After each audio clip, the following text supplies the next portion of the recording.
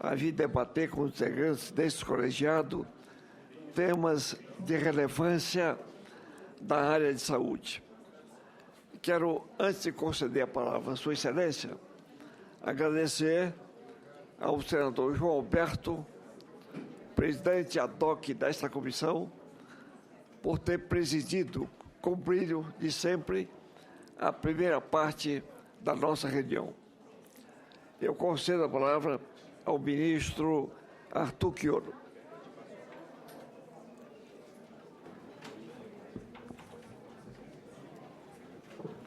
Senador Edson Lobão, presidente da CAS, senadores, senadoras,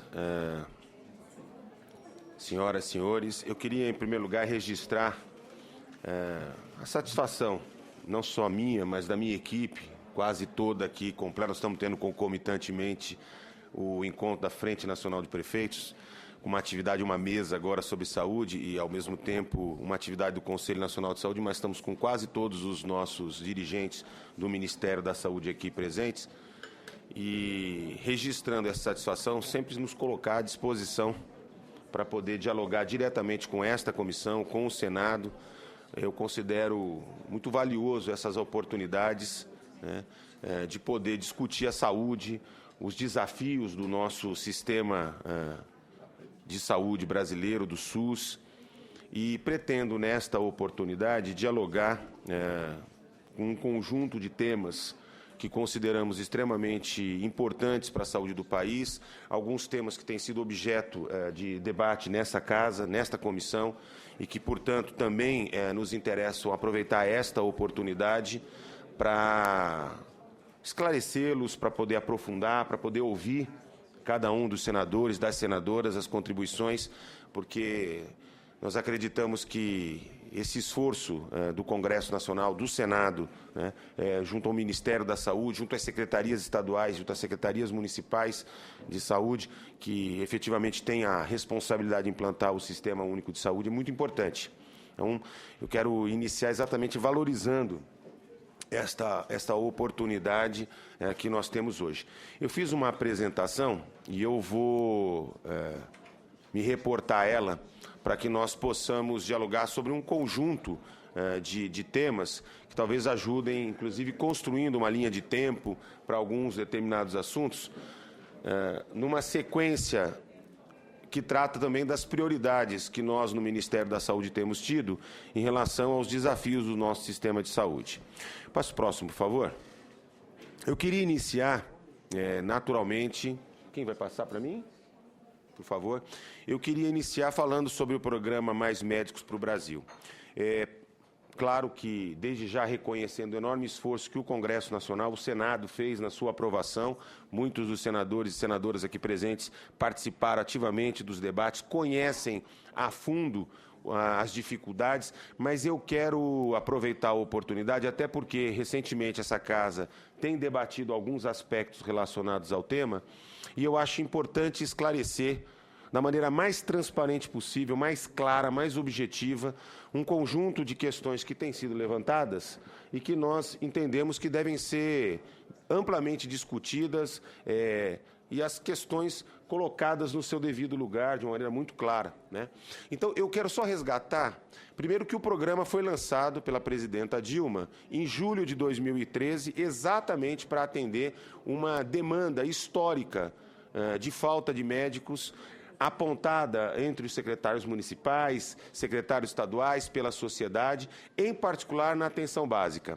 Vale lembrar que, nacionalmente, em janeiro de 2013, durante o Encontro Nacional de Prefeitos, foi lançada uma campanha chamada Cadê o Médico? Exatamente porque se tinha uma enorme dificuldade de contratar profissionais, principalmente no interior, na periferia das grandes cidades, nas regiões de maior vulnerabilidade social. Eu tenho aqui o meu próprio testemunho. Neste período, eu era secretário municipal de saúde de uma grande cidade de São Paulo, São Bernardo do Campo, cidade de 800 mil habitantes, uma cidade rica do ABC paulista, que praticava uma remuneração muito, na época, R$ 14.800 de salário inicial, certo? Um programa de expansão muito grande da saúde da família. Nós conseguimos fixar médico nas unidades básicas no centro da cidade, mas na periferia, onde a população mais precisava do Sistema Único de Saúde, nós não conseguíamos uma altíssima rotatividade, uma disputa entre os municípios, havia uma enorme dificuldade. Então, é verdade que a região amazônica, região dos semiáridos, as regiões ribeirinhas, naturalmente encontravam maior dificuldade, mas também um problema muito importante nas grandes cidades, nas capitais. E isso se reportava efetivamente porque o Brasil tem uma falta de médicos. Nós temos uma disponibilidade de 1,8 médicos para cada 1.000 habitantes. Esse é o dado de meados de 2013. 1,8 médicos.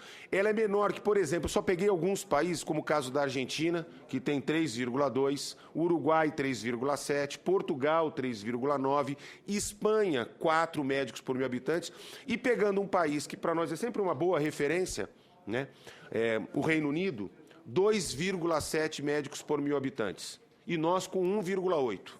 Mesmo em estados, vou dar um exemplo aqui muito claro, estados que têm uma quantidade de faculdades de qualidade, né, como é o caso do estado de São Paulo, das 17 regiões administrativas, das 17, só 5 regiões tinham mais do que 1,8 médicos por 1.000 habitantes.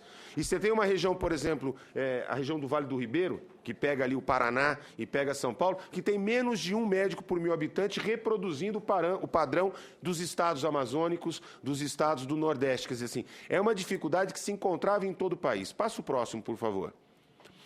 O programa Mais Médicos é extremamente importante resgatar, ele tem 3 eixos, e eu vou me referir aos 3 de maneira muito objetiva. O eixo do provimento emergencial, ou seja, médicos brasileiros e estrangeiros para garantir atenção básica para milhões de brasileiros, ampliação e melhoria da infraestrutura e formação profissional, formação de médicos.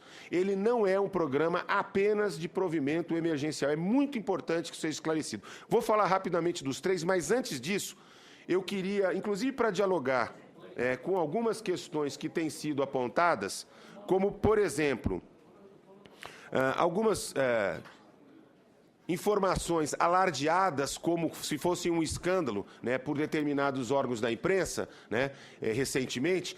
Se a gente não resgatar a linha de tempo, parece efetivamente que há uma confabulação internacional. E quando a gente olha exatamente passo a passo como o programa foi implantado, as coisas se esclarecem de uma maneira muito objetiva. Vamos vê-las, por favor. Então, olha só, janeiro de 2013, o encontro dos prefeitos lançam o programa Cadê o Médico, trazem à presidenta Dilma a enorme dificuldade. Abril, nós temos as manifestações. Uma mobilização nacional, a presidenta assume um compromisso, entre outras coisas, de valorizar e expandir a atenção básica. Maio de 2013, o então ministro Alexandre Padilha, na Assembleia Mundial de Saúde em Genebra, que acontece todos os anos em maio, faz reuniões com Espanha, Portugal, Canadá, Austrália, Reino Unido, missões, reuniões bilaterais, para conhecer o modelo desses países, como é que eles lidavam com a atração de médicos para resolver os seus problemas.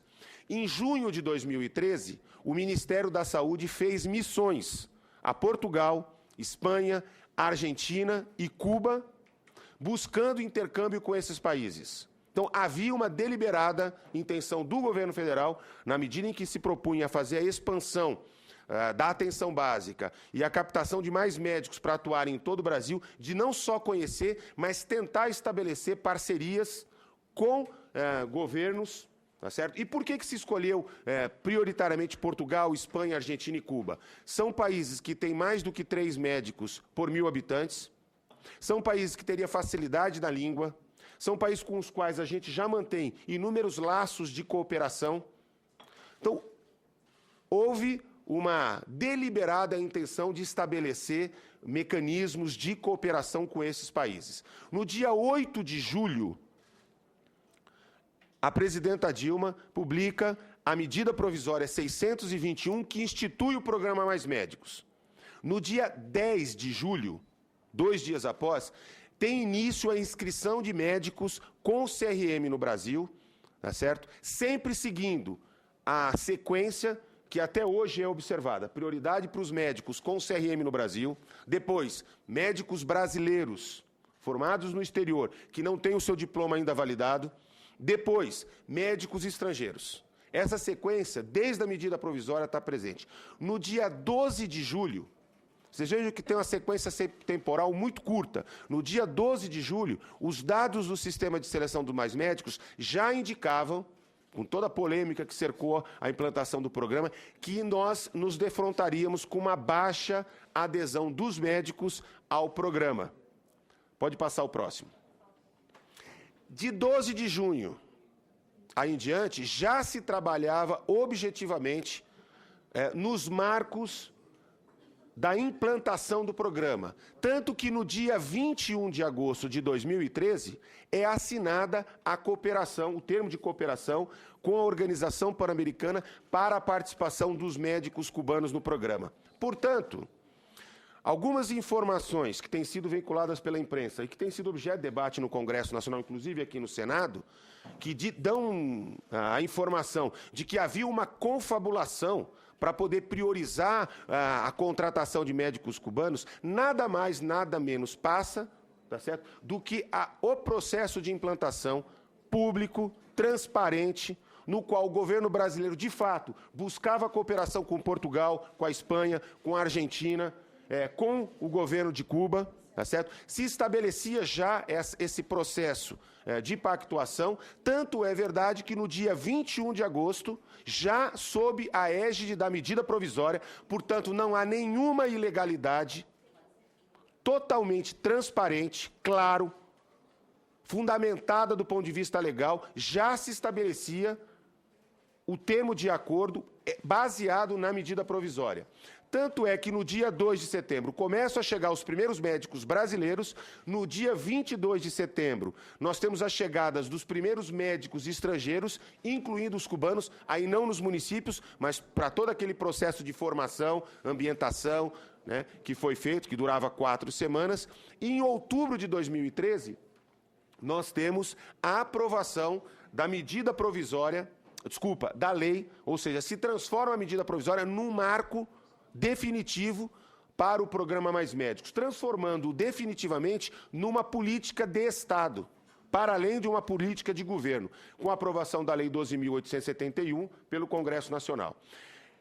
Então, essa é a sequência histórica. Em 2014, aí já, sob meu comando, o Ministério da Saúde, a partir de fevereiro, os municípios têm uma nova oportunidade de aderir e nós chegamos a 100% da demanda atendida, e agora, em 2015, a presidenta Dilma nos autoriza a fazer mais um processo de expansão do programa, tá certo? E nós observamos a maior adesão de médicos brasileiros, e eu já vou voltar a falar rapidamente disso. É muito importante que se tenha essa linha do tempo, porque sem a linha do tempo, se joga uma data, como se essa data fosse o início de um processo de confabulação, uma teoria conspiratória que não condiz com a realidade, porque claramente todos os procedimentos efetuados pelo governo brasileiro, não só pelo ministro Alexandre Padilha, pelo Ministério da Saúde, mas pelo governo brasileiro, são claramente demarcados dentro de um conjunto de iniciativas fundamentadas em atos legais que dão embasamento para cada uma dessas nossas decisões. Passa o próximo, por favor. O provimento emergencial de médicos. Nós fechamos 2014 com 14.462 médicos atuando em 3.785 municípios e pela primeira vez nos 34 distritos de saúde indígena. Em 514 anos de história oficial do Brasil, foi a primeira vez que nós conseguimos prover médicos em todos os distritos de saúde indígena, beneficiando 50 milhões de brasileiros. Eu quero insistir isso porque são 50 milhões de brasileiros que mais precisam do sistema público de saúde, que mais dependem do SUS. E eram exatamente aqueles que não tinham acesso à atenção básica. Passa o próximo. Qual que é o cenário atual do programa? Vejam, eu antes de começar a clicar ponto a ponto, eu quero chamar a atenção para a legenda ali acima. Quanto mais escuro, maior a cobertura de saúde da família, ou seja, maior o percentual da população atendida pelo programa. Passa o próximo, por favor. Quando nós tivemos a entrada dos médicos brasileiros no programa, dos 14.462, 1.846 são brasileiros. E ali pintadinho de amarelo, nós temos os municípios. Os municípios menores ficam com pontinhos menores, mas dá para se observar uma predominância de ocupação das capitais e da costa atlântica. É natural, as vagas estavam disponíveis, os médicos brasileiros escolheram primeiro, portanto, eles escolheram as vagas nas capitais, nas grandes cidades, nas médias cidades, nos lugares que você tinha um universo imenso de vagas. Quando nós abrimos depois para médicos brasileiros formados no exterior e médicos estrangeiros, e aí nós temos argentinos, uruguaios, nós temos portugueses, americanos, espanhóis, enfim, são muitas nacionalidades, são mais 1.187 médicos, e aí não muda muito o padrão de oferta do programa. Isso até dezembro de 2014. Quando a gente passa a contar com os médicos que não escolheram as vagas, mas foram designados, porque foram contratados por meio da cooperação com a OPAS, que são os médicos cubanos, vejamos o padrão de ocupação. Por favor, o próximo. É o novo padrão de ocupação que a gente tem da presença dos médicos cubanos. A possibilidade de contar com médicos no norte do país, no semiárido, ou seja, em todo o país, na região centro-oeste, se dá fundamentalmente quando nós temos a lotação, o provimento dos médicos cubanos. De tal maneira, passo próximo, que nós passamos até essa realidade. Hoje, 27 anos depois da criação do SUS pela Constituição de 1988, nós podemos dizer efetivamente que nós temos atendimento básico garantido à população brasileira. Com este padrão, com perfil de prioridades, os municípios com 20% ou mais da sua população em situação de extrema pobreza, na periferia das capitais e regiões metropolitanas, nos municípios do G100, nos municípios com IDH baixo ou muito baixo, e regiões que nós sabemos extremamente necessitadas, como é o Médio e o Alto Uruguai, os municípios com população quilombola, assentamentos rurais, semiárido, Vale de Jequitinhonha, Mucuri, o Vale do Ribeira, os distritos indígenas e as áreas de assentamento. Portanto, essa é o padrão de lotação desses profissionais, atendendo a mais de 75% populações que vivem em situação de alta vulnerabilidade, colocando em prática o conceito de equidade, mais para quem mais precisa. Passo próximo. E acho que é extremamente importante destacar este dado, também com a lotação desses 14.462 médicos, que mostram o quanto republicano tem sido a implementação do programa Mais Médicos. Se há coisa que não se pode questionar, é a possibilidade concreta de adesão, porque o programa ele não é imposto pelo Ministério da Saúde, pelo governo federal. Cada prefeito, cada secretário municipal de saúde, ele tem que aderir voluntariamente para a participação no programa. E vejam, nós não temos nenhum dos partidos, prefeitos vinculados a partidos políticos, que possa dizer que tenha ficado de fora. Primeiro, porque era por adesão. Livre adesão dos prefeitos. E depois, porque prefeitos de todos os partidos, da base do governo ou da oposição, daqueles que tiveram opositores à Lei do Mais Médico no Congresso Nacional ou aqueles que tiveram apoiadores, que objetivamente não só aderiram, como participam do programa e têm se beneficiado, colocando as suas populações acima dos interesses partidários. Por isso que digo que o programa Mais Médicos é um programa republicano. É uma política de Estado que vem garantir a atenção básica à população brasileira. Próximo, por favor.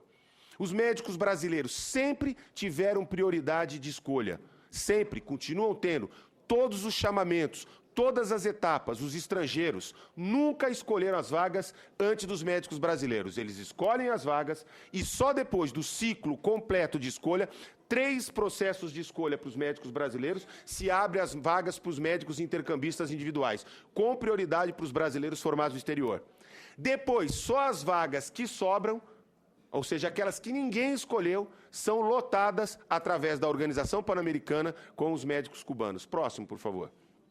Bom, vou repetir um pouco, vou aprofundar a discussão sobre a busca de parceiros internacionais. Como já disse anteriormente, na Assembleia Mundial de Saúde, em maio de 2013, nós buscamos parceiros internacionais realizando reuniões com representantes de Portugal, Espanha e Argentina, além de missões para divulgação do Mais Médicos nessa especialidade. Vejam, Portugal, Espanha e Argentina não conseguiram celebrar termos de cooperação, mas médicos individualmente participam do programa. Nenhum desses países conseguiu, portanto, finalizar. Próximo. Entretanto, a partir da medida provisória, e eu quero mostrar de maneira muito clara, para ficar cabalmente demonstrado que não há nenhuma ilegalidade na celebração do termo de cooperação com a OPAS e muito menos da presença dos médicos cubanos. Vejam que no artigo 17 da medida provisória de 8 de julho, já dizia, para a execução das ações previstas nesta MP, os Ministérios da Educação e da Saúde poderão firmar acordos e outros instrumentos de cooperação com organismos internacionais, instituições de educação superior nacionais e estrangeiras, órgãos e entidades de administração pública, direta e indireta da União, Estados, Distrito Federal e dos municípios, consórcios públicos e entidades públicas, inclusive com a transferência de recursos. Vou repetir, inclusive com a transferência de recursos. Portanto, qualquer um que tente alegar qualquer possibilidade de ilegalidade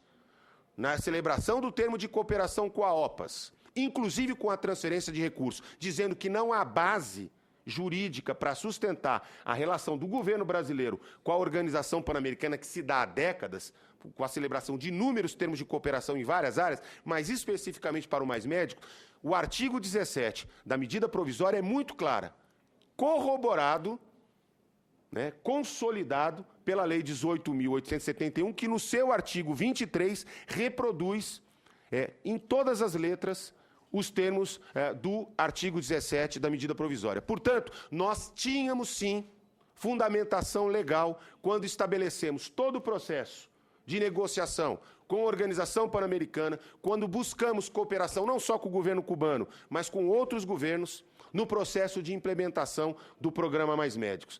Acho que essa informação é extremamente importante aos senhores senadores, às senadoras, para que a gente possa ficar claramente estabelecido que o governo brasileiro não estabeleceu, sob nenhuma hipótese, qualquer irregularidade, observando estritamente os termos da lei. Tanto é verdade que o Congresso consolidou aquilo que já estava previsto na medida provisória nos termos da lei que criou o Mais Médicos. O próximo, por favor. A cooperação com a Organização Pan-Americana. A OPAS é o braço da Organização Mundial de Saúde para as Américas, uma instituição com mais de 110 anos de atuação, reconhecida internacionalmente. E por que nós celebramos o termo de cooperação, conseguimos estabelecer com Cuba? Porque Cuba tem 6,9 médicos por 1.000 habitantes, uma experiência de cooperação com mais de 63 países. Dou o exemplo agora, recentemente, da epidemia de ebola. Quando todos os países, ou a maior parte dos países, inclusive o Brasil, pôde colaborar com a África, com a Organização Mundial de Saúde, remetendo recursos financeiros, material médico, material de enfermagem, e Cuba entrou com recursos humanos, profissionais médicos, profissionais enfermeiros. Ou seja, é um mecanismo que aquele país estabeleceu, desenvolveu um contingente de profissionais médicos e permitiu que nós, como outros países, celebrássemos essa cooperação. E eu quero insistir, dando muita clareza ao termo de cooperação estabelecido com a OPAS em agosto de 2013, e para quem acha que o objeto escamoteia a contratação de médicos cubanos, está ali claramente colocado. Vamos ler o caput do termo de acordo, do objeto, a cláusula primeira. O presente termo que estabelece o Brasil, o governo brasileiro, com a Organização Pan-Americana, tem por objeto a inserção de metas e recursos para garantir a cooperação técnica entre o Ministério e a OPAS, Organização Mundial de Saúde, no marco do 80º Termo de Cooperação Técnica para o Desenvolvimento do Projeto de Ampliação do Acesso da População Brasileira à Atenção Básica em Saúde, doravante denominado projeto, em virtude do mandato dos Estados-membros da OPAS-OMS de promover cooperação técnica internacional entre países, cooperação sul a sul, e assim viabilizar a continuidade do Programa de Cooperação Técnica da Organização Pan-Americana para a participação de médicos cubanos e o desenvolvimento de ações de fortalecimento de atenção básica no projeto Mais Médicos para o Brasil, doravante denominado programa. Portanto, não há nenhuma tentativa de escamotear, é clara, transparente, estabelecida, toda a documentação disponível. Tanto é verdade que nós temos uma fundamentação jurídica muito segura em relação ao programa, previsto na medida provisória, estabelecida por meio de termo de cooperação, consolidada na aprovação pelo Congresso Nacional da Lei dos Mais Médicos e, portanto, um programa com fundamentação absolutamente legal. Próximo. Essa segurança jurídica, como eu disse, é dada pela criação da MP, transformada por lei, a cooperação com a OPAS assume todas as regras e cumpre todas as regras estabelecidas para acordos internacionais. O Ministério dialoga com os órgãos de controle e, até o momento, as decisões da Justiça, todas foram favoráveis ao programa. Isso é extremamente importante. Passado mais de, agora, quase 1 ano e meio de estabelecimento do programa, todas as decisões judiciais são favoráveis ao governo. E já foram apresentados 4 relatórios de esclarecimentos ao TCU, que faz uma fotografia dos primeiros meses de implementação do programa, quando se tinha todo um desafio de construir a imediata implantação do programa, tá certo? Inclusive referente aos dados divulgados em março, do qual muitos nós contestamos, muitos nós assimilamos como processos e orientações para aperfeiçoamento do programa, mas que, sob hipótese alguma, ela é um retrato da realidade do programa hoje, que é um sucesso. Passo próximo. Falar um pouco agora da expansão. Né? Presidenta Dilma havia assumido um compromisso com a população brasileira de expandir, consolidar e qualificar a atenção básica, inclusive o programa Mais Médicos. Nós fizemos agora, no início do ano, mais um processo de adesão aos municípios brasileiros, a abertura de novas 1.290 vagas em 1.294 municípios e 12 distritos de saúde indígena, e tivemos a maior adesão. Nós não finalizamos ainda o processo, vamos finalizá-lo provavelmente amanhã, que o nosso prazo termina, mas nós já temos confirmadas 76% das vagas desta vez, são 4.146 novas vagas, preenchidas por médicos brasileiros.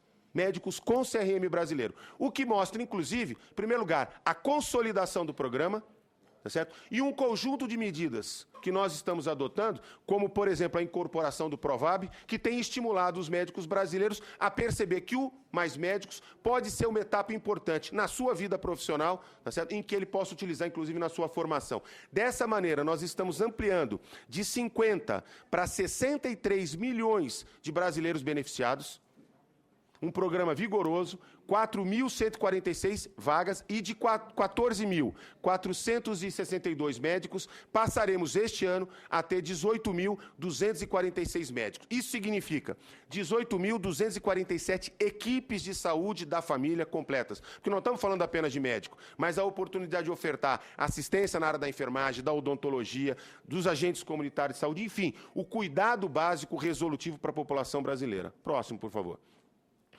E, naturalmente, gostaria... quanto tempo eu tenho, senador? Eu vou... porque esse é o ponto mais...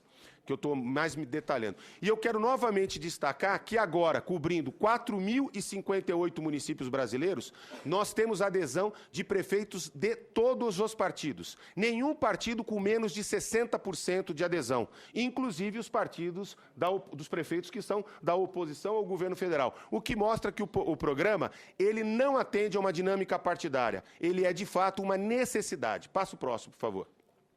Impactos. Nós temos uma pesquisa da UFMG e da IPESP, temos outras agora sendo desenvolvidas, que mostra que 95% dos usuários estão satisfeitos com a atuação e dão nota acima de 8 ao atendimento dos profissionais. 86% dizem que a qualidade da assistência melhorou após a chegada dos profissionais do Mais Médicos, numa entrevista que foi realizada em mais de 4.000 entrevistas. Passo o próximo. O próprio relatório do TCU, que sempre é utilizado para apresentar problemas do programa, avaliou 1.837 municípios e atesta aumento da média mensal de consultas em 33%, aumento de visitas domiciliares em 32%, dizendo que 63% dos profissionais entrevistados afirmam que o atendimento melhorou e para 89% dos pacientes e 98% dos gestores, o tempo de espera por consulta reduziu. Passo o próximo. Eu sei que a gente tem pouco tempo, tem muitos senadores, mas eu queria... 1 minutinho e meio. Tem 2 matérias que podem nos ajudar. Uma muito recente.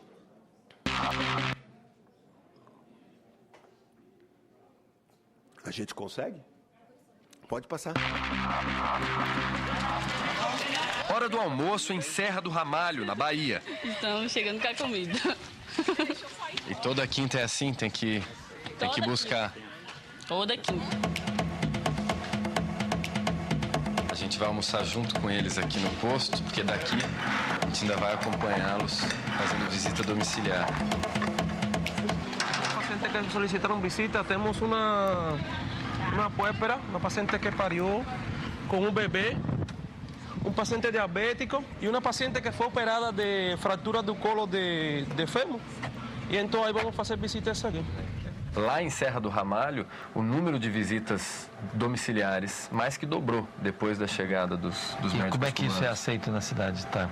A população gosta, né? As pessoas gostam. Isso vai ficar mais claro aí ao longo da minha matéria. Isso está bem registrado, eu acompanho nas casas. Boa tarde!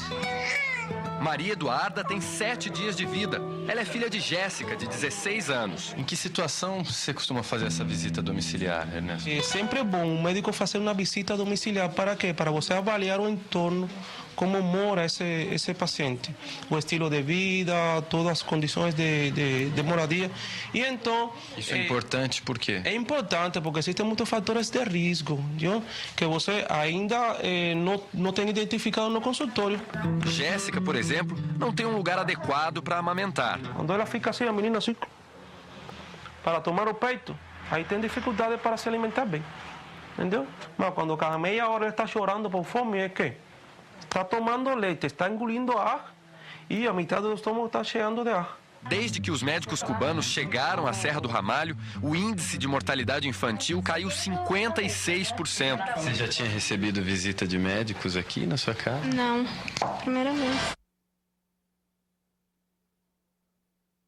Oi. Eu tenho uma segunda também muito curtinha, do Amapá.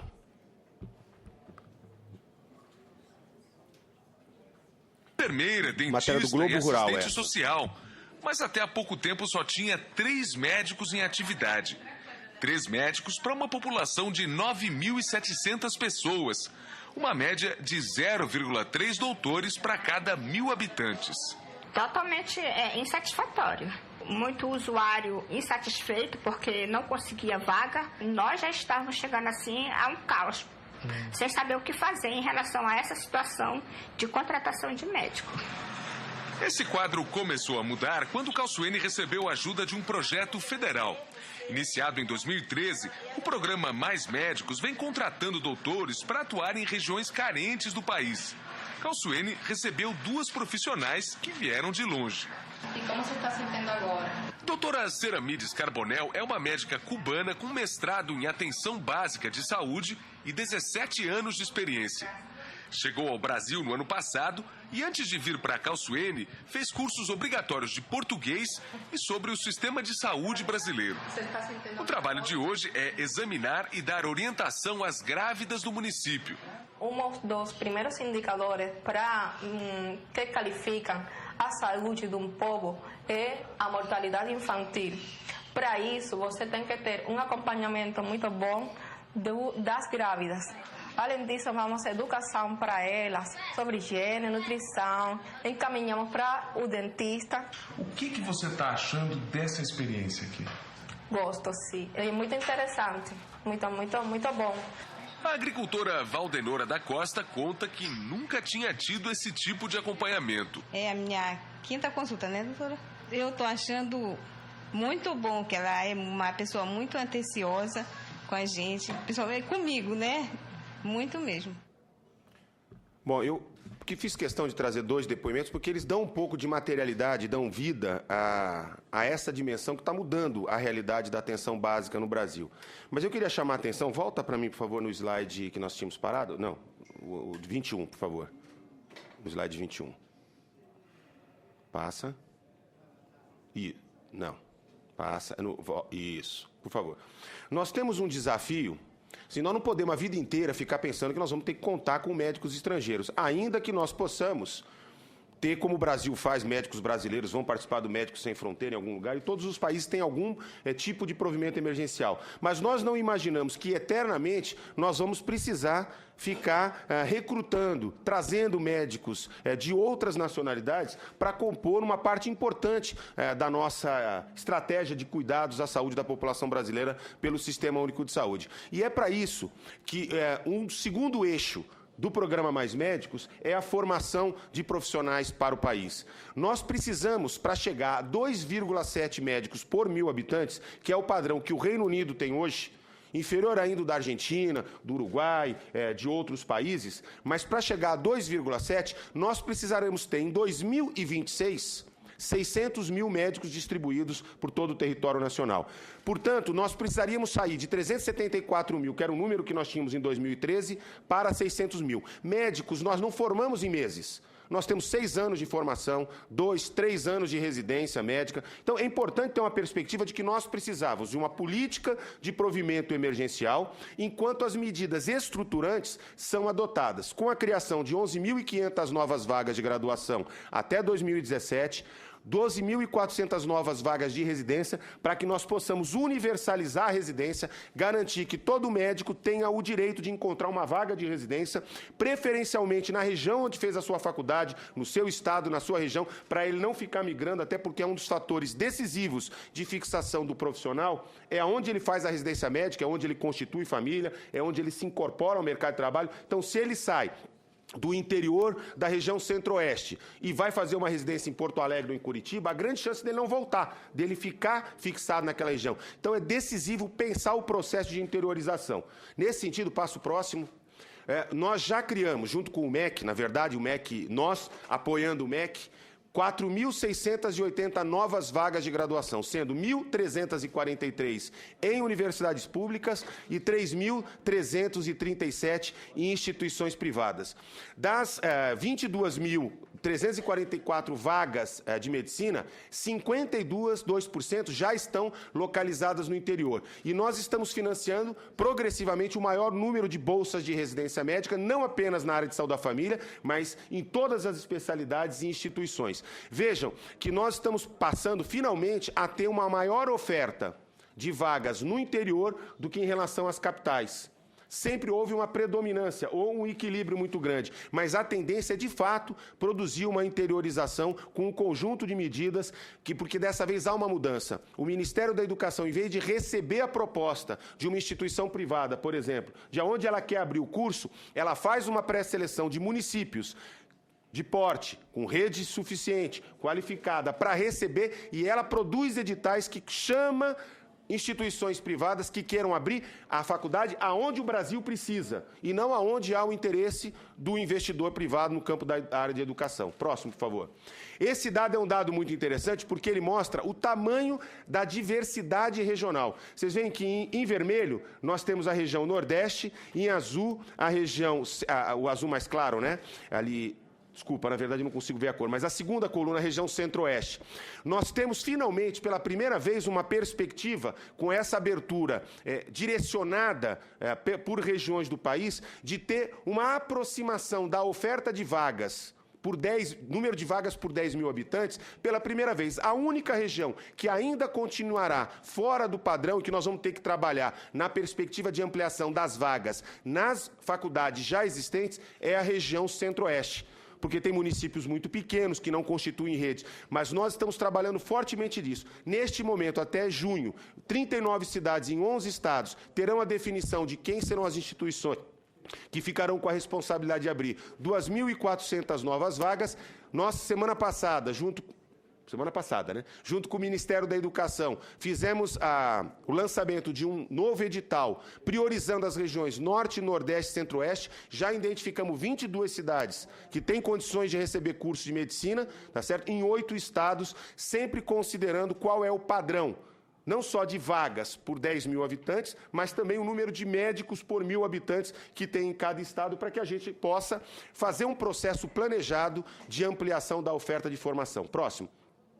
Outra questão importante do programa Mais Médicos é a melhoria da infraestrutura, né? Nós estamos investindo 5 bilhões e 600 milhões, junto com estados e municípios, de todos os partidos, na qualificação da rede básica. São 26 mil unidades sendo construídas e ampliadas, 7.179 já concluídas ao momento, temos mais de 12 mil em obras, 12 mil unidades aderiram a um programa de qualificação da atenção básica, inclusive sendo beneficiadas com a conectividade em banda larga, que é decisivo para a gente usar a telemedicina, a telesaúde, para poder trabalhar com segunda opinião, para poder fazer educação permanente à distância. Então, assim, são estratégias importantes que o acesso à internet hoje pode mudar a realidade de quem está isolado por uma barreira geográfica, mas pode estar muito próximo do conhecimento, da transmissão de informações, de laudos, de discussão com especialistas para aprimorar o processo de formação. Próximo, por favor. Essa cobertura de atenção básica, agora eu vou passar um pouquinho mais rápido para passar um panorama geral de outras questões do Ministério. Nós temos hoje 40 mil unidades básicas em funcionamento no país. Veja, nós estamos fazendo investimento em 26 mil, sem contar o investimento com recursos próprios de municípios e de estados. Estamos chegando próximo de 40 mil equipes de saúde da família, cobrindo 60% da população. Tá certo? Lembrando que a atenção básica bem feita, no Brasil, em qualquer lugar do mundo, ela responde a 80% das necessidades de saúde da população. Próximo. Nós estamos também, e isso expressa a ampliação, a prioridade para a atenção básica, fazendo uma forte ampliação dos recursos para a atenção básica. Em 2010, o Ministério da Saúde, sem contar os gastos dos estados e municípios, que são muito importantes, principalmente dos municípios, 9 bilhões e 700 milhões em atenção básica. Em 2014, nós gastamos 20 bilhões de reais. Isso mostra 106% de aumento, uma expressão da prioridade para a atenção básica no país. Próximo. Nós temos agora um novo desafio, que é garantir o enfrentamento de um gargalo identificado que precisava ter atenção básica resolvida, mas que agora se coloca como uma urgência do ponto de vista de resposta em termos de políticas públicas, que é a área de especialidades, o acesso às especialidades. Nós estamos trabalhando fortemente nesse sentido, fazendo planejamento, detalhamento de custos. Nós vamos ouvir as entidades médicas, nós estamos ouvindo os secretários municipais, secretários estaduais, até porque no SUS é sempre o município e o Estado que implementa a política, não é o governo federal diretamente, então nós precisamos trabalhar. Nós vamos trabalhar com duas modelagens de cuidados especializados, aqueles chamados cuidados resolutivos e aqueles cuidados continuados. Só para dar 2 exemplos, senador. Cuidado resolutivo. O paciente faz uma fratura, certo? Ele precisa da consulta, ele precisa do exame complementar, ele precisa do procedimento cirúrgico, ele precisa de todo o cuidado de reabilitação e tem alta e continua acompanhando na rede básica. Mas nós temos um paciente, por exemplo, um cardiopata grave, ou um paciente que tem uma descompensação da sua diabetes muito grave, que além do atendimento básico, ele precisará para o resto da sua vida ser acompanhado por um especialista. Paciente que tem a doença renal crônica, por exemplo, que precisa de hemodiálise ou de transplante. Portanto, nós temos 2 desenhos de acesso à especialidade. E hoje, nós ainda trabalhamos com a herança da época do INAMPS. Pagamento por procedimento, centrado na lógica de tabela, que não valoriza o cuidado integral e valoriza sempre o procedimento. O que nós queremos é avançar no modelo de remuneração, e há uma concordância de praticamente todos os setores que atuam na área da saúde, que nós precisamos remunerar o conjunto do cuidado, a consulta, os exames, o conjunto de procedimentos de todas as profissões que estão envolvidas, a reabilitação, enfim, o conjunto de ofertas que são necessárias para garantir ao cidadão o cuidado necessário. E não apenas, uma hora ele tem a consulta, na outra ele não consegue o exame, ou atribuir a ele a responsabilidade de fazer o itinerário do seu cuidado. Então, envolve regulação, envolve transporte sanitário, envolve arranjos regionais, porque precisa ter escala quando a gente fala de especialidades, mas nós vamos avançar profundamente nesse sentido e esperamos, ainda este ano, apresentar à sociedade brasileira, tá certo, uma política efetiva de melhoria da atenção especializada no nosso país. Próximo. Rapidamente, fortalecimento das redes de atenção à saúde, em parceria com estados e municípios, é uma outra estratégia importante. Hoje nós já temos 1.012 equipes habilitadas na atenção domiciliar. Das 1.045 UPAs que estão em construção, implantação, 400 já estão em funcionamento. Nós tivemos uma grande ampliação na atenção às pessoas com deficiência, né, com 124 centros regionais de reabilitação em funcionamento. Já ultrapassamos mais de 1.000 centros especializados em odontologia dentro do programa Brasil Sorridente. Hoje o SAMU, que começou a ser implantado em 2003, no início do governo do presidente Lula, já é uma realidade em todo o território nacional. Nós temos mais de 73% da população coberta pelo SAMU, com regulação. Nós temos hoje uma política de cuidado à gestante e aos bebês na rede Cegonha, que garante o cuidado a 2,5 milhões de mulheres, que vai fazendo com que os nossos índices de mortalidade infantil, mortalidade materna, mas acima de tudo, de cuidado integral à mulher e às crianças, vão se qualificando. E a rede de atenção psicossocial, com mais de 2.000 CAPs, progressivamente substituindo os hospitais especializados em psiquiatria, compondo uma rede em que os leitos psiquiátricos passam a ser disponibilizados nos hospitais gerais, como especialidade médica, que a gente tenha também os CAPs e outras estruturas da rede de atendimento. Próximo. Eu quero destacar, porque é muito importante, a gente normalmente fala muito em doença, mas de alguns temas que são objetos de prioridade do Ministério da Saúde, eu tenho certeza que nesta casa também tem sido objeto de discussão, que são os temas da promoção e da vigilância em saúde. Nós vivemos no Brasil uma epidemia de parto cesariano. Né? Nós temos hoje 84% dos partos no setor privado são cesáreas, e no SUS já chegou a 40%. E o que nos preocupa é que, ano a ano, esses dados vêm aumentando. Nós estamos com uma tendência de crescimento. No setor privado, presidente, há 10 anos nós tínhamos 73% de taxa de cesárea. Nós chegamos a 84%. Existem várias explicações, aqui não se trata de criminalizar ninguém, mas de buscar uma alternativa. Mesmo os Estados Unidos, que é um sistema privado, totalmente privado, tem 28% apenas de taxa de cesariana. E é por isso que nós estamos envolvendo maternidades privadas, ANS, todo um esforço com as universidades, as entidades médicas, particularmente a Associação Médica Brasileira, que tem colaborado nessa discussão, não no sentido de criminalizar ninguém, não se trata aqui de dizer para as mulheres que elas não têm direito ao parto cesariana, porque o parto cesariana salva vidas. Mas nós não podemos ter o excesso, nós precisamos de mais equilíbrio, temos que buscar isso como uma medida importante. A quantidade de prematuros e de crianças, bebês internados na UTI neonatal é impressionante no nosso país. Nós temos 3 vezes mais mortalidade materna. Nós temos 120% mais prematuridade. 24% a mais de óbitos neonatais por conta da prematuridade. Portanto, é um problema de saúde pública. No tabagismo, nós temos boas notícias. O Brasil vem reduzindo, de uma forma importante. Nós acabamos de voltar de Abu Dhabi, da Conferência Mundial de Controle do Tabagismo. O Brasil foi premiado pela sua política de tabagismo. Eu quero, inclusive, dividir com o Congresso Nacional, com várias outras instituições, porque não é um prêmio apenas do Ministério da Saúde, mas hoje nós somos um exemplo para outros países de como é possível fazer um enfrentamento do tabagismo. Agora, nós temos a obesidade como um grande problema de saúde pública. Nós saímos da desnutrição para a obesidade de maneira importante. Hoje, 1/3 das nossas crianças no Brasil já sofrem de sobrepeso ou de obesidade. 51% da população adulta tem sobrepeso e 17,5% é obeso. Portanto, o tema do enfrentamento da obesidade, da atividade física, o tema da alimentação segura e saudável, mais do que nunca é um imperativo para a gente construir uma sociedade